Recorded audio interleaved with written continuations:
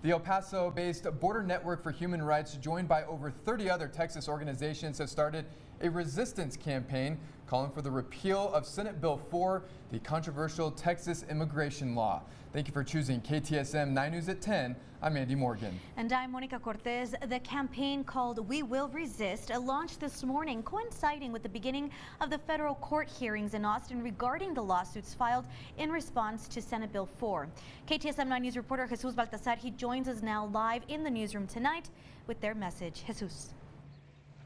The resistance campaign launched with a press conference at San Jacinto Plaza and was followed by a march through downtown El Paso protesting SB4, the Texas immigration law that would make it a state crime to cross a border illegally. This as the federal hearings in Austin began today to determine whether SB4 will go into effect on its scheduled date on March 5th. Explaining the rights of people under SB4. This is a wake-up call for all El Paso and throughout the state of Texas to join to defend their constitutional rights. The resistance campaign will be traveling to multiple towns and cities across Texas in what they're calling the Journeys of Resistance, and will eventually end at the state capitol in Austin on March 9. El Paso-based Las Americas Immigration Advocacy Center are a leading plaintiff in one of the lawsuits being covered at the federal hearing in Austin that began Thursday morning. People need to know that this is happening, and people need to push back against it because it's not acceptable to hold communities across Texas hostage for this politics of fear and hatred. Their lawsuit, filed in collaboration with El Paso County and other organizations against the director of Texas DPS and El Paso District Attorney Bill Hicks, was filed days after Governor Abbott signed SB4 into law. The lawsuit has now been combined with a Department of Justice lawsuit against Texas, who argue that the law is unconstitutional.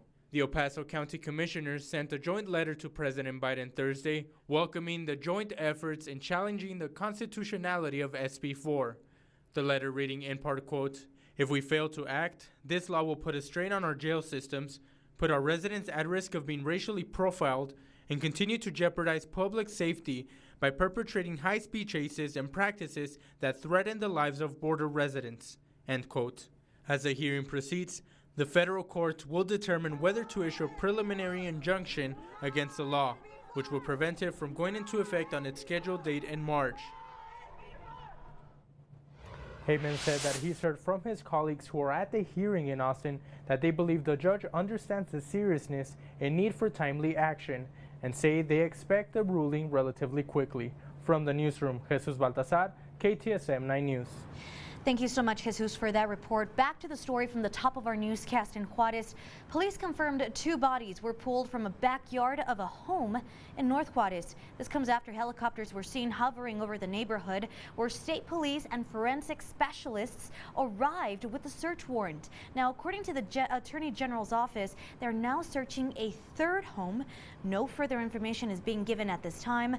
Drug cartel warfare in Juarez last year claimed the lives of more than 1,000 people, and so far in 2024, the death toll stands at 180 in just 6 weeks.